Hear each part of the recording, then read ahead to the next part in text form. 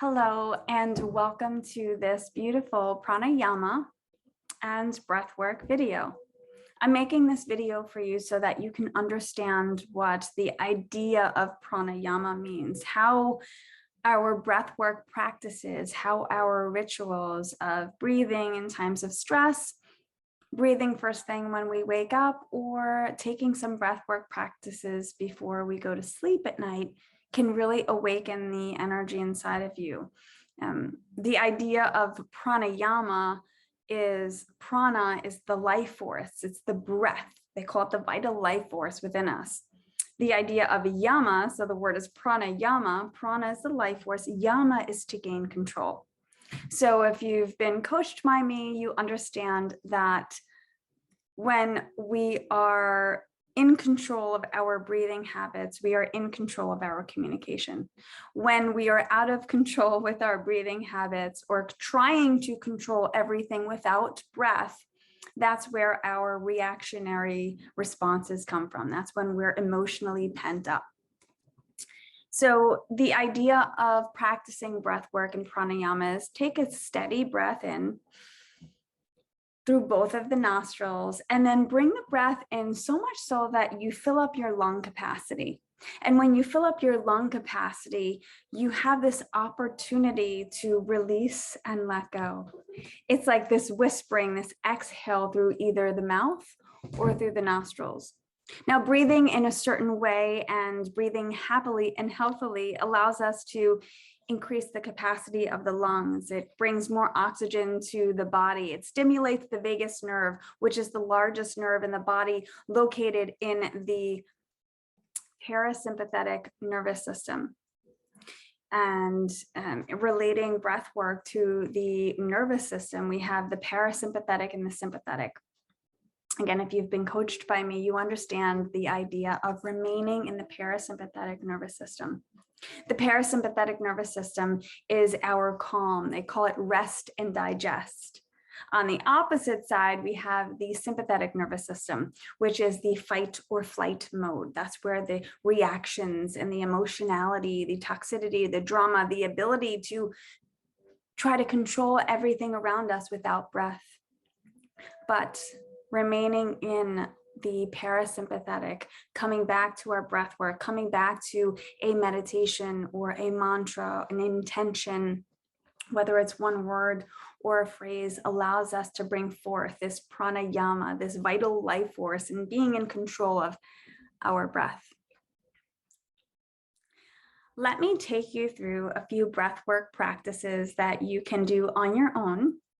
I recommend that any of the breath work practices that I share with you, you do at least 7 breaths, 7 to 10 on the minimum.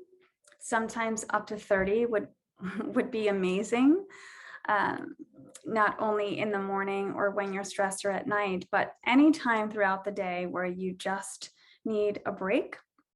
You need to step away from your desk, take a walk, and remember that each and every time that you breathe, you're breathing in place of a reaction. Your breath is a pause, and the breathwork practices that we talk about are a tool for you to actually put into place a pause before you react to something, maybe in an unhealthy way, or maybe just because you need a little bit of time to understand and comprehend what's happening so that when you do respond, you respond thoughtfully, respectfully, and in a way that a kind communicator would, right? So let's start with a few breath work practices. Just in general, this is the setup for any breath work practice. You don't have to have fancy moves like a yogi or a monk or do any hand gestures, but you can sit in a comfortable seated position, a cross-legged position, or you can actually sit in your desk chair on your couch with this video. If you are sitting down with your feet on the ground, I want you to plant your feet and your heels, root your heels into Mother Earth, grip the outside edges of the feet, and let the toes flutter around. Create length from the pelvis through the crown of the head. Sit your sits bones into the chair and rise up, engaging the core so that you have a nice posture. You can have a pillow behind you. Actually, I have a pillow behind me. Your shoulders come away from the ears. Your chin is parallel with Mother Earth. And in fact, some of us are people who go fast or we rush. So a way to make sure that our chin is not protruding in our chairs, we take our pointer finger and we just push the chin back. Or you can take your forehead. It's just a little tip. If you find yourself like always coming in towards the computer, you just bring that back, or just use the third eye chakra. So the setup is root the sits bones, lengthen the spine, open up the collarbone so that your shoulders reach out side to side. This is a beautiful posture. So you're sitting into the sits bones, the core is engaged, shoulders are away from the ears, and you're energetically reaching up towards the crown of the head, towards the sky. So this is your basic practice. You can actually have your hands with the palms facing up. This is called the Hasta Mudra. The Hasta Mudra is taking energy from the sun. So the open part of our hands are reaching for the energy from the sun coming down, and you can place the tops of the hands on your knees and just let the elbows drip towards Mother Earth and just relax the body. Start to cycle your breath. Cycle your breath means that you're in control of your inhales and your exhales. You can close your eyes and flutter them just to a nice soft position. So your eyes are closed, your posture is nice and tall, you're sitting in a relaxed, comfortable state. And breathing is going to take you into your parasympathetic nervous system, which is the calming voice inside of the body that says, slow down, let's make proper decisions, let's be moral, let's work on etiquette and ethics. A little Play-Doh for you, ethics there. It's just really nice to think about centering ourselves in our body, in our minds, in our spirit, and in our voice in the breath work. So in this seated position, you can start with just normal breath cycles. There is an Ujjayi breath that we talked about. So let's start with our Ujjayi breath. Ujjayi breath is when you inhale through the nostrils, both nostrils, and then you exhale through the nostrils with the mouth closed. So if you were to do an Ujjayi breath, it would sound like a wave or like a vacuum cleaner on the back of the throat. So the Ujjayi breath, when you take the breath all the way up, you would hold it in the back here, not in the front or in the chest. You'd hold the breath in the back and then sink it back down with the exhale from the back of the spine. So to do the Ujjayi breath, it would look something like this.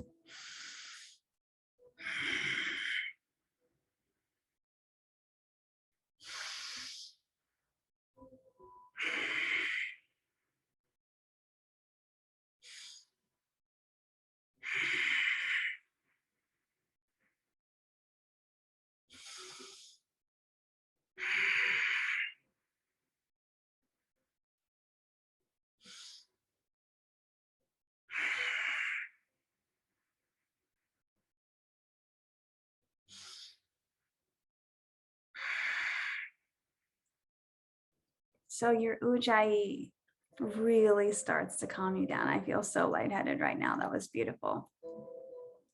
When you do your Ujjayi breathing, and when you inhale through the nose, you bring the belly out like Buddha or like Santa Claus.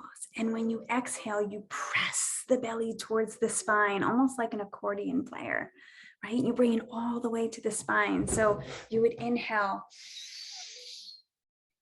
the lower belly opens up, and when you exhale, the belly comes all the way to the spine. You can practice the Ujjayi breath anytime when you're feeling stressed or anxious. I love Ujjayi breath because it's a part of my yoga practice, and it's also something that I use when people around me are not acting in their most polite ways. That brings me back to my balance, knowing that I have control of my breath, I have control of the way I respond, and I have full control of my behavior at that time using the tool of my breath. If you lead by example, you will see all of my little drawings. I created an idea of breath work. It's not something new, but I call it pursed lipped exhales. pursed-lipped exhales. Pursed lips exhales, say it 5 times, you can't, are a simple inhale. So you inhale through the nostrils with the mouth closed. And when you exhale, you purse your lips almost as if you're about to whistle. And then you let the air come all the way out of the mouth. Again, nice and slow on that exhale, pulling the belly to the spine. And in that, it would sound almost as if you're letting the air out of a raft. So I'm going to do that with you a few times. So I'm sitting comfortably. Just always set yourself back up for a different breath work activity. You sit your sits bones onto Mother Earth or onto a chair. Your feet are grounded. Your heels are rooted. You're opening up your collarbone. You're engaging the core. The shoulders are away from the ears, giving nice room in the front of the back of the throat for breath work. And then the energy is coming out the crown of the head. You can place your hands in your Hasta Mudra with the hands facing up and the tops of the hands on the knees, letting the elbows drip to Mother Earth. So a pursed lips exhale series would go something like this.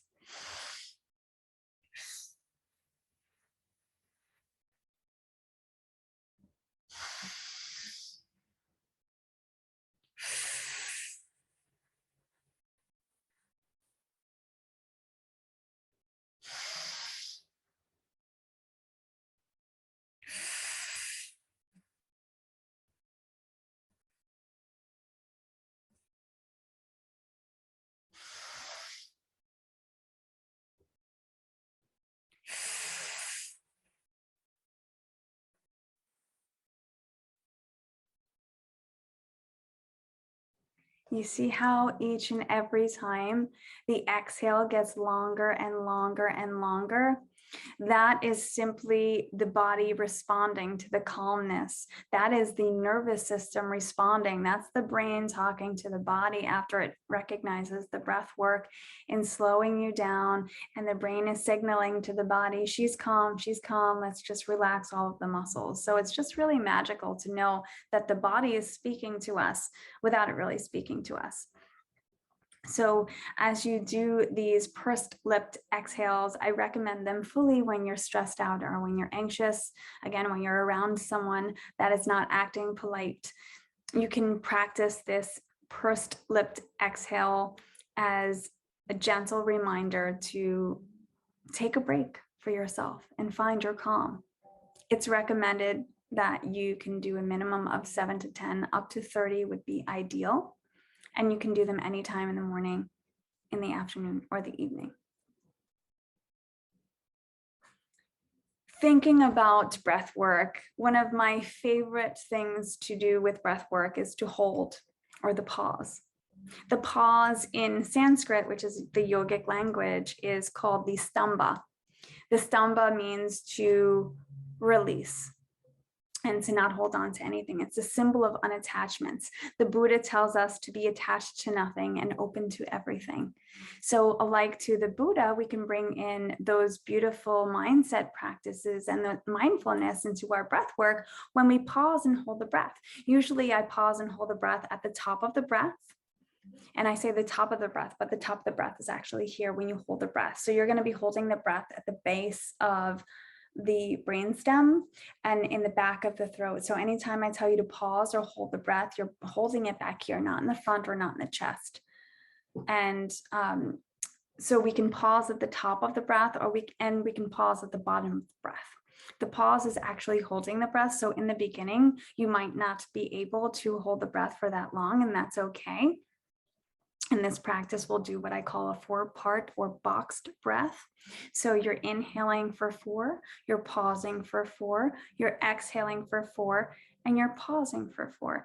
Inhaling for 4, exhaling, holding for 4, exhaling for 4, pausing for 4. So it gets a little complicated, but you'll get the hang of it. Again, sit yourself up, sits bones rooted, shoulders away from the ears, collarbone open, hands resting, elbows dripping towards Mother Earth, 4-part breath. Here we go. Inhale. Pause. Exhale. Pause. Hold the breath. Inhale.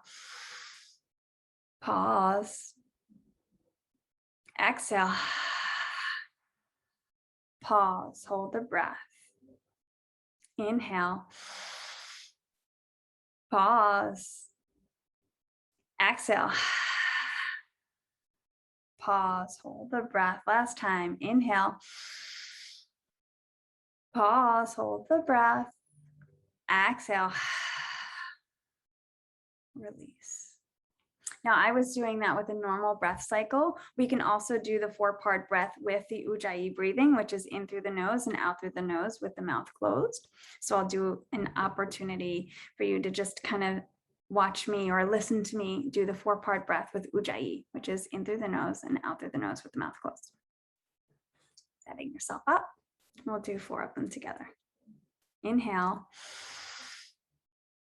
Pause, hold the breath. Exhale. Pause, hold the breath. Inhale. Pause, hold the breath. Exhale. Pause, hold the breath. Inhale. Pause. Exhale. Pause, hold the breath. Last time. Inhale. Pause. Exhale. Pause. Release. I'm getting very relaxed.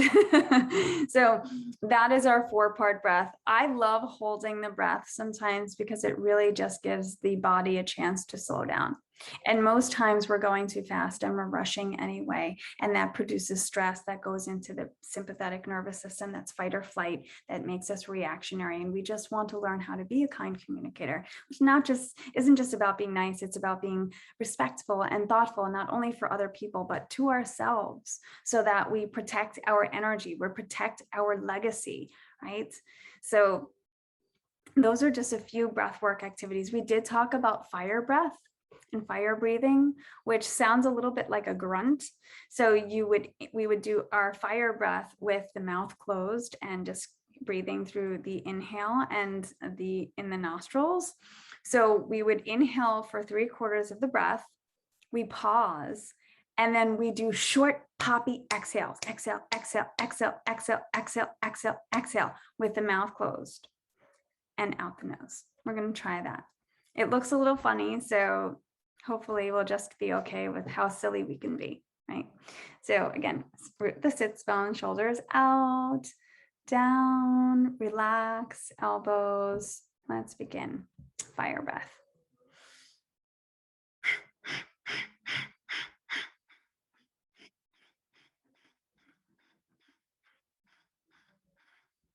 And then you can let the breath go. Usually you try for 15 exhales. So I'll do that again. Inhale.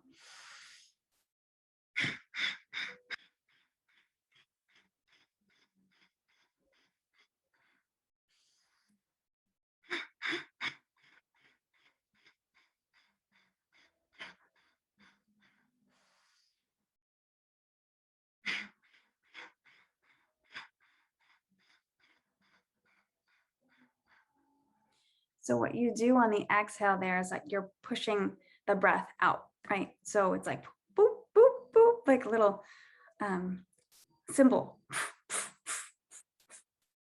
So once you get the hang of that, that can really make you very, very, very calm, maybe even sleepy and just in a meditative zone. I can actually feel the oxygen throughout my entire body, and especially in my arms. So that's just everything is flowing. Another breath work that we can practice is our Nadi Shodhana. It's alternate nostril breathing. It gets a little complicated, but it doesn't have to be. So what it is we take the hand, it's like a hang 10. So you put your thumb out and your ring finger. So the thumb and the ring finger come out, right? Can't do the other thing. So it's the thumb and the ring finger. You put your hands like this.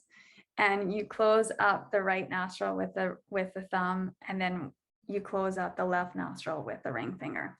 And we'll do 4-part breath. So inhaling for 4 on this side, you can pause at the top here, and then exhale for 4 outside of the other nostril. So when the exhale comes out of the left nostril, you inhale through that same nostril that you held, exhale through the right, pause. So just follow along. It gets a little tricky and it feels a little funny, but it's nice. So I'm going to inhale on a normal breath cycle here without the pause at the top. Everything is coming from the nose.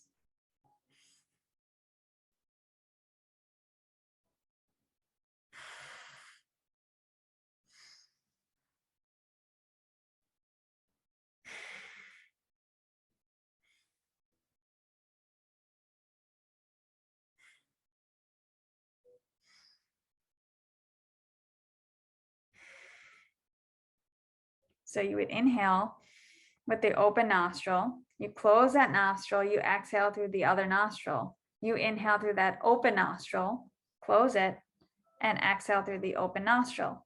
Inhale through that same nostril, close, exhale through that nostril. Inhale through the same nostril that you exhaled, close it, and exhale. Repeat.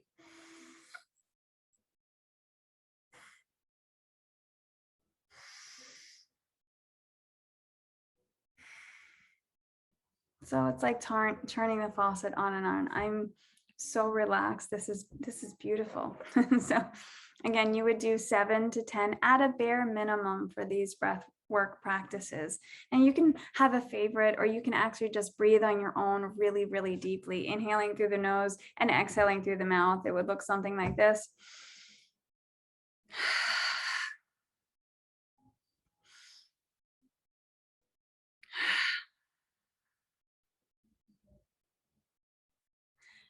The whole process of breathing and breathing deeply is to work with the interior of your body. The breath, to me, as a communication advocate, is a tool. It's a tool for public speaking. It's a tool for leadership.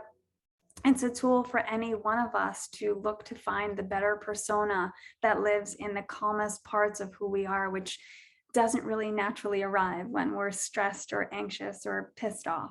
And in order to do that, we recognize and use these tools, especially when we're stressed, anxious, or pissed off. Anytime we're angry, we are carrying unwanted stress and unwanted weight in the body. It sort of feels like there's bricks in our backpack. So I hope that this breathwork session worked well for you. And if you have any questions, I would love to speak with you about it. You can talk to me anytime about meditation and breath work, and have questions. I'm always here.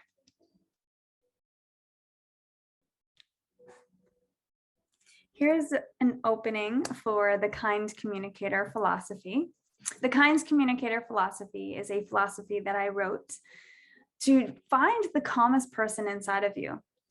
And it is reflective of the idea that our interior reflects our exterior. So taking care of, being mindful of, being aware of, being accepting of everything that happens on the inside of the body, we can therefore make better judgments, and better words will come out of our mouths, more in tune behaviors, more calmer personas can be one with this world, one with each other, and one with our reflection.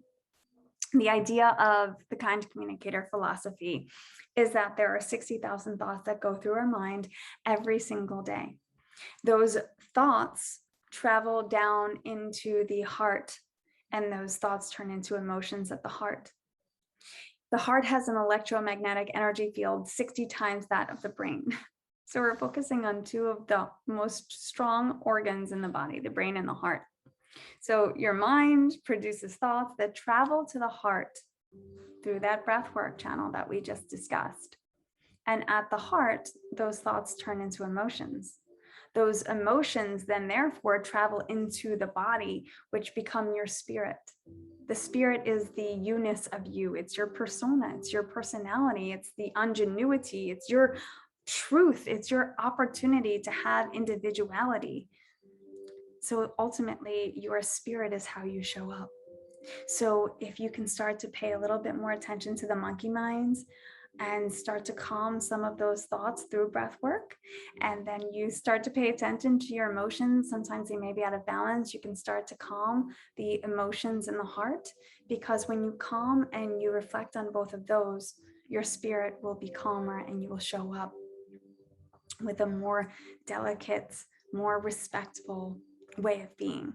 Now, that spirit is translated through the throat chakra with words, or through the body with hand gestures or movements, or anytime you're crossing your arms or you're rolling your eyes or you're huffing and puffing, that is a reflection of your mood, of your persona, of your spirit just being a little ticked off because the mind or the heart may be out of balance. So the idea of the kind communicator philosophy teaches us to respond more than we react. And the way to do that is through recognizing the channel of the mind and the 60,000 thoughts and that magnetic energy fields of the heart, and utilizing it, practicing awareness of the energy inside of us so that our spirit gets nurtured, the you-ness of you gets fulfilled, and then the reflective voice, the reflective behaviors show up as a kind communicator. So all of this interior work that we're talking about with breath work and understanding how the nervous system works with the circulatory and the respiratory and the endocrine system and everything that's going on inside the body, the more that you can lead, the better that you can speak. If you want to become a great leader, a great public speaker, a beautiful, loving partner, a trustworthy friend, a daughter, a wife, a husband, a brother, or just a calmer human being, this is the way to do it. So that was just a little bit about the kind communicator philosophy found in Lead by Example, which is my latest book featured at thekindcommunicator.com. So let's learn a little bit about the chakra system. The chakra system is incorporated with our breath work. It's incorporated into a meditation and a mindful practice. And it allows us to understand that the interior of who we are inside of our bodies actually reflects our exterior, our behaviors, our words, our moods, our personalities, and ultimately how we show up in this world. So this is just a fun bonus of getting to learn the chakra system.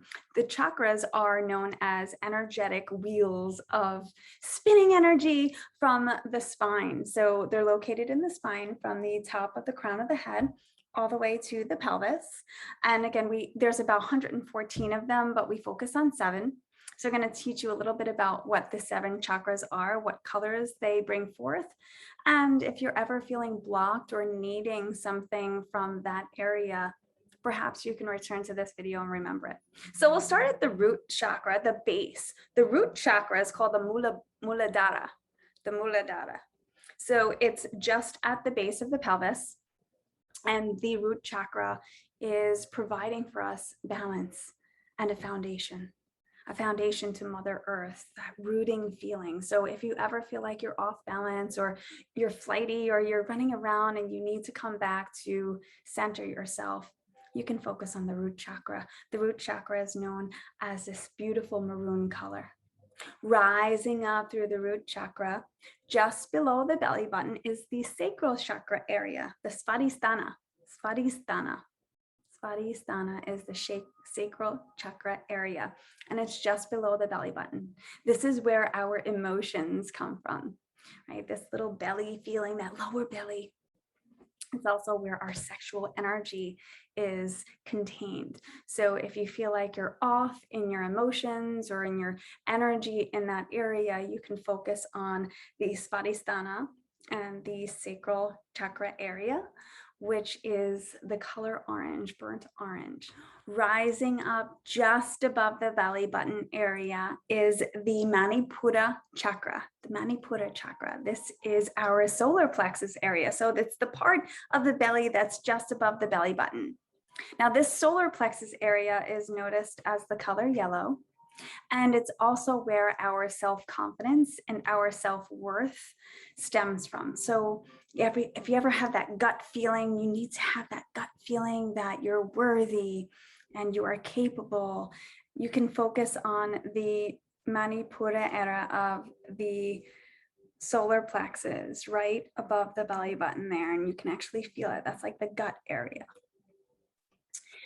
Rising up from that beautiful yellow color, we come into the heart chakra. The heart chakra is the color green, like an emerald green, and it symbolizes joy and compassion.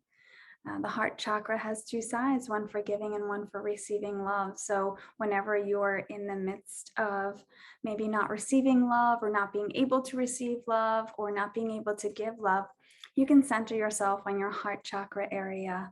And that heart chakra area is called Anahata. Anahata.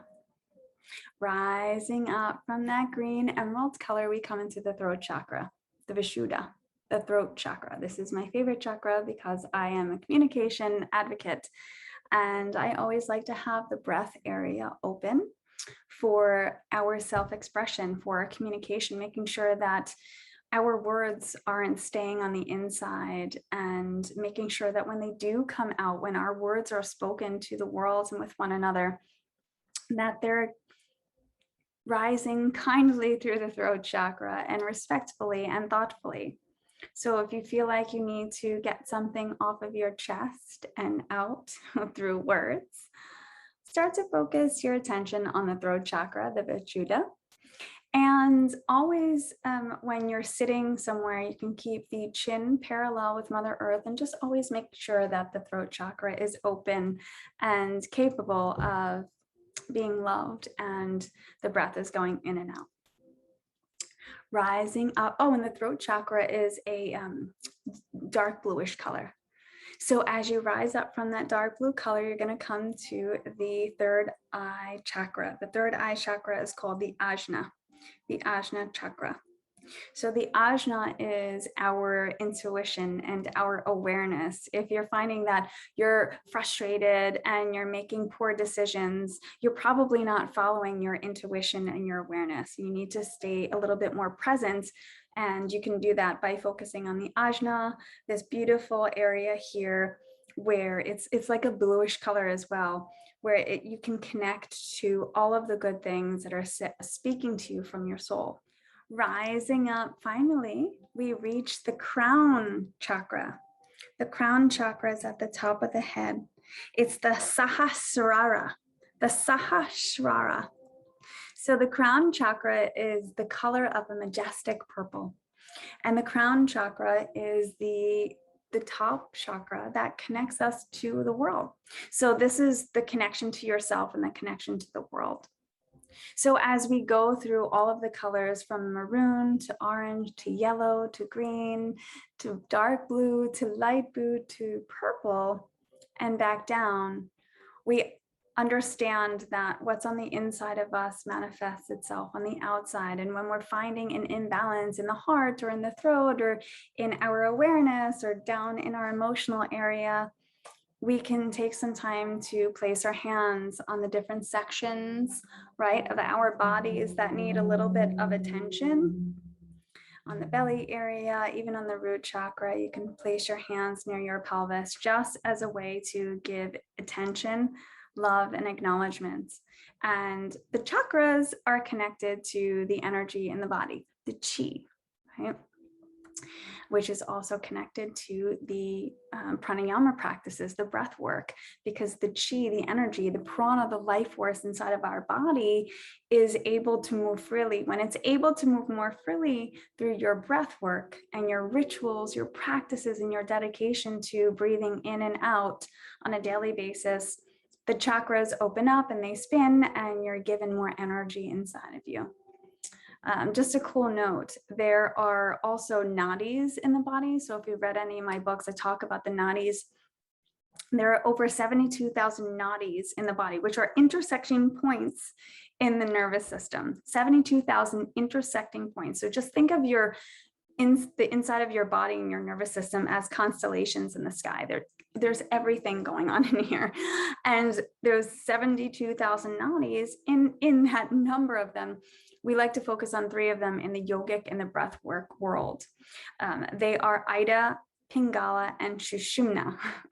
So Ida is on the left side. This is your yin side. Pingala is on the right side, it's your yang side, and Sushumna is the nadi in the center, which balances you. So they say that when you inhale through the left nostril, Ida is taking up space. So your yin side is coming in. And then when you exhale, it comes out the right side, which is the Pingala. And that's what makes the gears turn with it, which is the chakras in the spine area, again, from the crown of the head to the base of the pelvis. That's kind of what makes it spin. They're like, think of them as little gears at the back of your spine, which is why I always say when we're doing a breathwork practice or a meditation that we sit our sits bones into our chair and we open up the breath and the body with the posture being nice and tall here, so that there's area, more of an area for the breath to move, for the chest to expand, for the belly to expand, and for us to use our diaphragm. So that's a little bit about the chakras.